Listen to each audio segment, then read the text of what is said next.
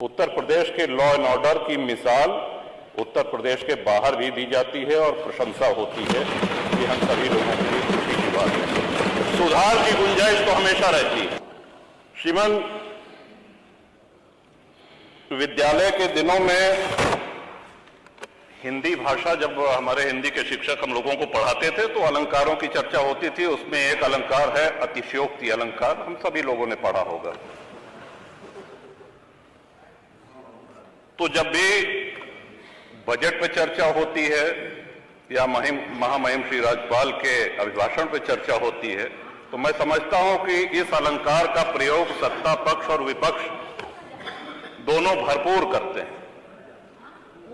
और मैं ये कहना चाहता हूं कि सरकारें न इतनी अच्छी होती हैं जितना सत्ता पक्ष कहता है और सरकारें न इतनी बुरी होती हैं जितना विपक्ष बताता है। और हम यहां जो भी बोलते हैं वो हमारे भाग्य विधाता जनता जनार्दन वो बाहर सुनती है, उसका आकलन करती है। हम यहां कितनी भी लच्छेदार भाषा में पक्ष या विपक्ष में कुछ भी कह लें, जाना हमको वही है, वही है, उन्हीं के पास जाना है और फैसला भी उन्हीं का मानना पड़ेगा। 30 वर्ष में पहली बार ये अवसर आया है कि अपनी कार्यशैली पर, अपने कार्यकलाप पर योगी जी के नेतृत्व में सरकार दोबारा आई है, रिपीट हुई है। और ये बहुत बड़ी उपलब्धि है, बहुत बड़ी उपलब्धि। कि मैंने आज जहां हर तरफ, ठीक है, हमको राष्ट्र हित में, हमको प्रदेश हित में, हमेशा मेरे दल जनसत्ता दल का ये रहा है कि जो भी पिछड़े हैं, जो भी वंचित हैं, उनकी लड़ाई शुरू से मैं लड़ता आया हूं। लेकिन वहीं ये भी सराहनीय है कि आप जिस आसन पर बैठे हैं उस आसन पर बैठने वाले आदरणीय अध्यक्ष जी, अगर देखा जाए कि उनकी विधानसभा में उनके सजातीय कितने लोग, या माननीय संसदीय कार्य मंत्री जी बैठे हैं, शाहजहांपुर से लगातार 9वीं बार निर्वाचित होकर के आए हैं, कितने खन्ना मतदाता होंगे अपनी कार्यशैली से, अपनी संघर्ष क्षमता से और अपने व्यवहार से। क्योंकि विकास ही सब कुछ नहीं होता, बहुत आवश्यक है। हम सब लोग यहां बैठ करके विकास की ही चर्चा करते हैं, लेकिन जनता जो हमारा आकलन करती है विकास के साथ साथ हमारा व्यवहार कैसा है, हम कितना उपलब्ध रहते हैं, हम जनसेवा करने के लिए कितना तत्पर रहते हैं, इस पर हमारा आकलन होता है। लोग इसलिए विकास की अपनी बहुत महत्वपूर्ण भूमिका से हम इनकार नहीं कर रहे हैं, लेकिन बहुत से ऐसे विधायक हैं, बहुत से ऐसे सांसद हैं जिनके क्षेत्र में उन्होंने बहुत विकास किया लेकिन चुनाव नहीं जीत सके, इसलिए कि उनके व्यवहार में, उनके क्रियाकलाप में कुछ कमियां थी। तो इसके साथ साथ जनता की सेवा हम बेहतर ढंग से कर सकें और जनता से जुड़े हुए मुद्दे हम बराबर सदन में उठाते रहें, इसके लिए ये आवश्यक है कि अधिक से अधिक सदन चले, माननीय विधायकों को अपनी बात, अपने क्षेत्र की समस्याएं रखने के लिए समय मिले। लॉ एंड ऑर्डर की बहुत बात होती है, कुछ लोग सहमत होंगे, कुछ लोग असहमत होंगे, लेकिन यही लोकतंत्र की खूबसूरती भी है। उत्तर प्रदेश के लॉ एंड ऑर्डर की मिसाल उत्तर प्रदेश के बाहर भी दी जाती है और प्रशंसा होती है। ये हम सभी लोगों के लिए खुशी की बात है। सुधार की गुंजाइश तो हमेशा रहती है। जो हमने ये दस्तावेज तैयार किया है, जो राज्यपाल का अभिभाषण है, जो बजट अभिभाषण है, इसमें सुधार नहीं हो सकता ऐसा मानना ये उचित नहीं होगा।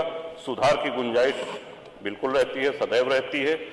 और जैसा कि मैंने पहले कहा, अपनी बात समाप्त करते हुए उसको फिर से दोहराता हूं कि कोई भी सरकार इतनी अच्छी नहीं होती है जितना सत्ता पक्ष बताता है और इतनी बुरी भी नहीं होती है जितना विपक्ष उसको कहता है। सभी दलीय नेताओं की भावनाओं से अपने आप को संबद्ध रखते हुए आपको धन्यवाद देते हैं, आभार व्यक्त करते हैं। जैसा कि आपके निर्वाचन के समय हम लोगों ने कहा था कि आपका ये कार्यकाल ये नई परंपराओं का, कीर्तिमानों का कार्यकाल हो, ये हम सभी की शुभेच्छा थी। उसी तरह की आपकी कार्यशैली है और ये हम सभी लोगों के लिए गर्व की बात है। श्रीमान, एक निवेदन है माननीय संसदीय कार्य मंत्री कभी कुछ देंगे नहीं। वो शास्त्रों में कहा गया है निपस्य चित्तम कृपणस्य वित्तम, तो आगे का नहीं कहेंगे। लेकिन श्रीमान इतना विचार जरूर किया जाए कि 403 विधायक हैं और इसमें कोई सत्ता पक्ष और प्रतिपक्ष की बात नहीं है।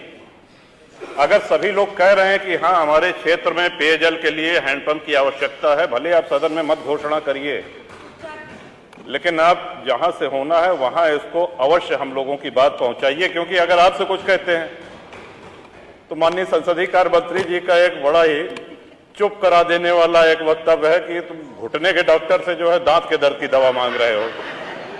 तो हमने कहा कि या तो दांत के डॉक्टर से अपॉइंटमेंट दिलवा दीजिए और या दांत के डॉक्टर से दांत के दर्द की दवा। और श्रीमान जहां तक जीएसटी की बात है, इतना अवश्य है कि जो भी हम लोगों के हाथ में विधायक निधि आए वो उतना ही जो है बाहर संदेश जाना चाहिए। अलग अलग ढंग से जीएसटी को लोगों ने जोड़ा है, कोई कह रहा है 18% तो 4.25 है तो 4 मिलेगा, 3.25 मिलेगा, जो भी मिले आपकी तरफ से यही आना चाहिए कि इतनी विधायक निधि है और ये हमने या तो जीएसटी मुक्त करके पूरा 5 करोड़ दे दीजिए, और नहीं तो 4 करोड़ अगर मिल रहा है तो उसको 4 ही करोड़ बताया जाए, 5 करोड़ ना बताया जाए, क्योंकि जनता ये समझेगी कि हमको बहुत। और ये श्रीमान पूरे सदन की भावना है। इसके साथ ही विधानसभा के सभी कर्मचारी, सभी अधिकारी, आप सबका हम आभार व्यक्त करते हैं। श्रीमान एक मांग छोटी सी सुरक्षा कर्मियों की तरफ से आई है कि जितने दिन सदन चलता है इनको पौष्टिक आहार भत्ता पुलिस कर्मियों के बराबर दिया जाना चाहिए। इस पे आप कृपा पूर्वक विचार करें, यदि संभव हो सके तो बहुत अच्छा रहेगा। इन्हीं शब्दों के साथ विधानसभा का धन्यवाद। माननीय श्री उमाशंकर सिंह, ये हो जाएगा, ये करवा देंगे।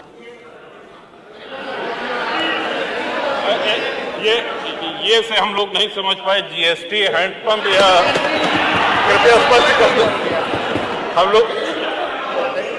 ये सुरक्षा कर्मियों वाला।